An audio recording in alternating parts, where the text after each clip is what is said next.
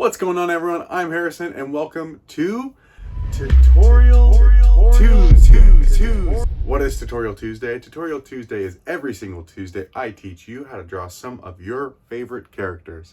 This week we are drawing one of the most stubborn, most rival, bald-headed, no-nosed character in all of Dragon Ball Z, and that is our very own Kid Krillin. Master, my name's Krillin, and I've come all the way from a village in the east. Please allow me to be your humble student and learn to fight like you. So, grab your turtle shells, your sketchbooks, pens, paper, pencils, anything that you need to make this drawing successful, and let's jump on in.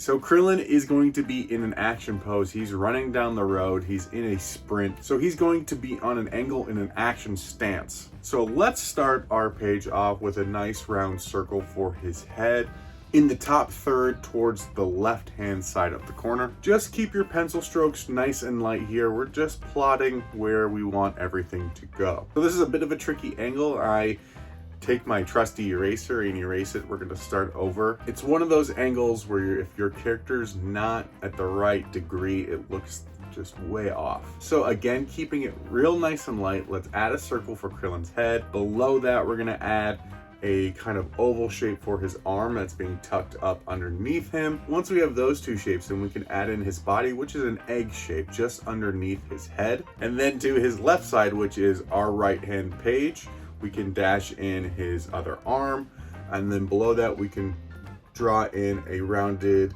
cylinder, almost another kind of egg shape underneath for his leg that is touching the ground. This is our basic form for Krillin. So now we can start indicating certain shapes for other details, such as his ears. Those are going to be two like rounded kind of potato shapes on the side of his head. And then we can elongate his giant head. Just take the guidelines of your circle and make the head longer, more round on the top. Krillin's head is not quite a square, but it does have that square shape. If you made a box and then you really rounded off the corners, that's kind of the shape I was going for. That might help you in getting that shape. His head is rather large, especially when he was a kid, so it is easier to sort of achieve his head shape if you think of it as a box with really round corners. And the same thing goes for the bottom of his chin. It is very flat and it is almost just at the edge of his ear line. So we can think of his entire head as a box and not necessarily a circle. Although it is rounded off, that box shape kind of gives us a better foundation than a giant circle that we kind of have to pull and squeeze. And for his ears, now that we have a solidified head, we can add the detail to his ears, which to me they look like coffee cup handles. So they're big and rounded and just kind of out there. Their Dragon Ball ears are giant, so I don't think you can go too wrong. Don't go too crazy with the ears, but I think if you give it that size, if you look at like a mug and you see how the handle is, it's kind of that shape. And then if we go down just a little bit, we can add his arm, which to me looks like a macaroni noodle, like an elbow noodle.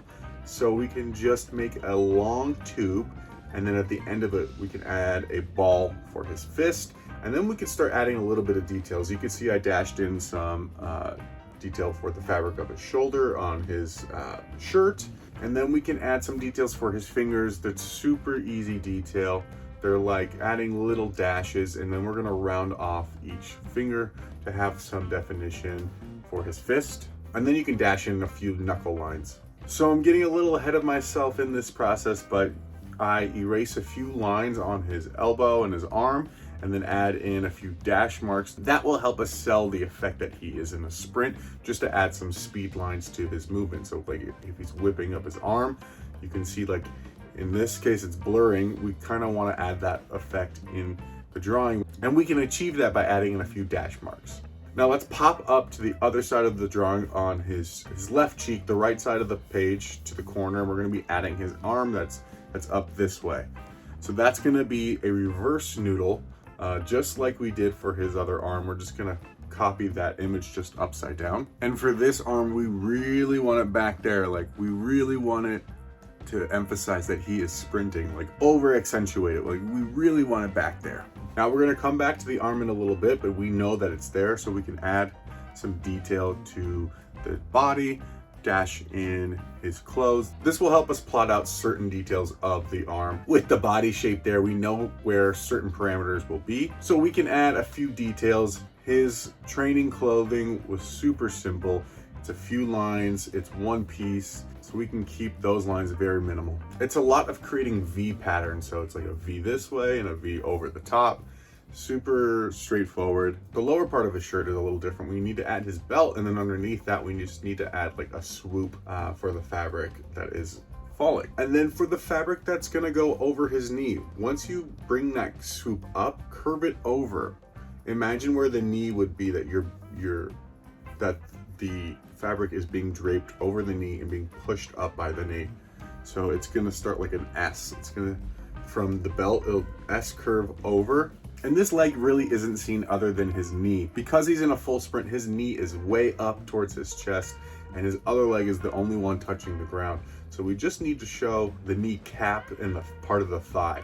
So we can achieve that just by adding like a J shape that starts from where the fabric is and connects where the fabric ends in that S curve. For the leg that's touching the ground, we're gonna be drawing a V shape that doesn't connect to a point, leave it open. We're gonna be adding dash marks in the middle of that to indicate the speed. And then you can go ahead and shade in the rest of the leg. It's not gonna be completely black. We wanna have some dash marks at the bottom to help show the speed that he's running at.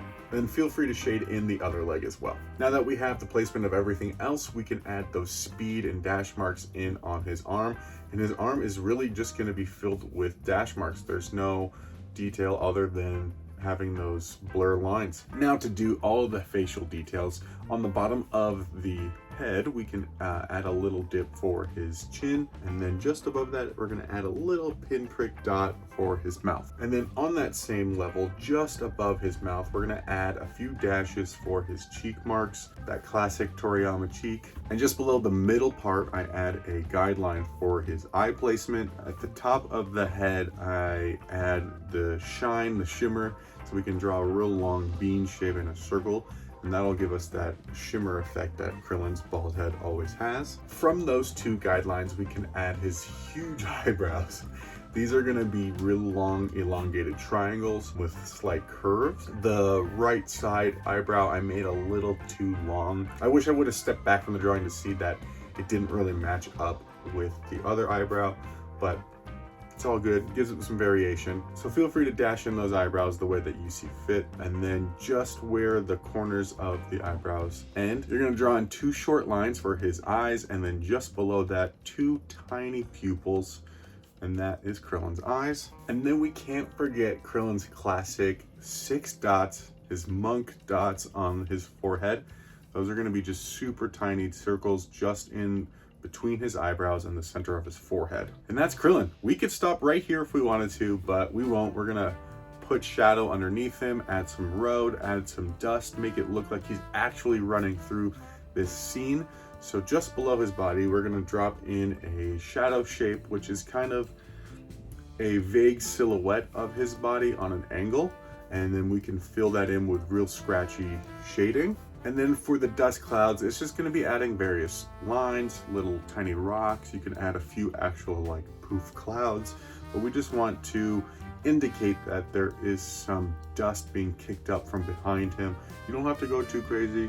Go as crazy as you want, go as little as you want. I didn't want it to take away from Krillin, I just wanted it to add to the drawing. So I went very simplistic and added just enough detail. And now it's time for our ink.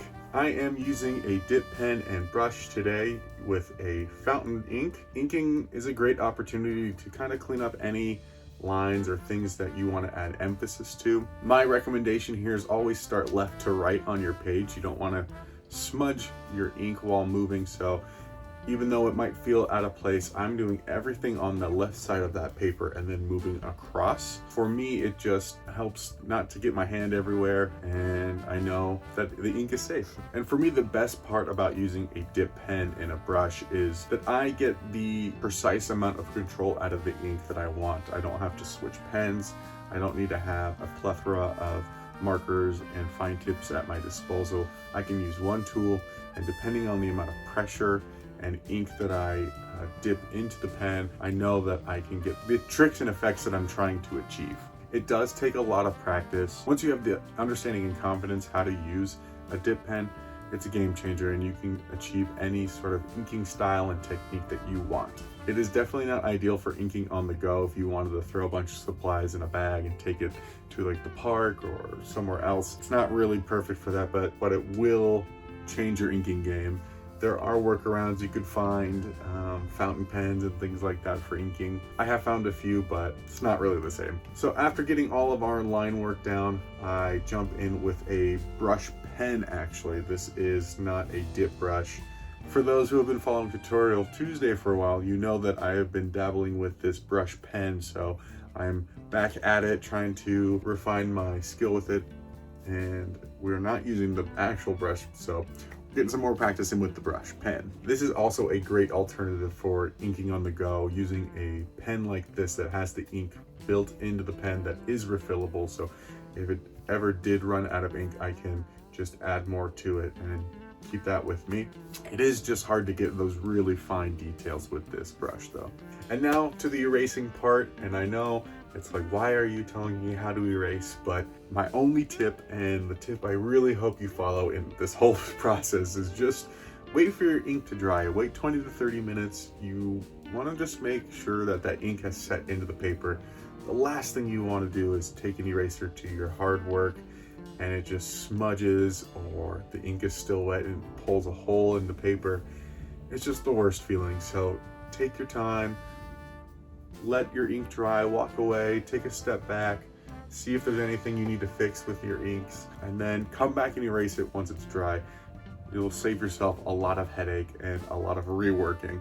That way, you also don't have to use any whiteout. And there we have it. There is Kid Krillin. I love this drawing. I typically only draw static characters just in specific poses, head on, maybe to profile, but drawing a character in a dynamic pose like this is so much fun. I definitely need more practice in it. You can see there are some things I would probably change if I were to do this again, just different arm placement, different angles of the character, but it was so much fun. I had a blast drawing this character. If you enjoyed today's lesson, please give this video a thumbs up. If you haven't already, please consider subscribing, and then once you do, hit that bell notification so you know when I upload the next Tutorial Tuesday. If you did not like this video, please do let me know in the comments why that is.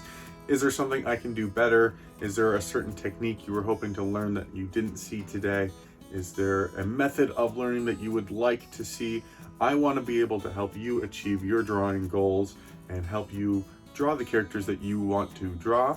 And then on that note, if there is a character that you would love to know how to draw but you do not see in the playlist of Tutorial Tuesday, please let me know who that is. I will add it to the list and help you draw the characters that you want to know how to draw. Thank you so much for joining me today. I hope you had a blast, and until next time, keep drawing, keep practicing, go collect those Dragon Balls, and I will see you next week for another Tutorial Tuesday. Bye guys. Don't hurt me. I just have some magazines that I'm not supposed to read.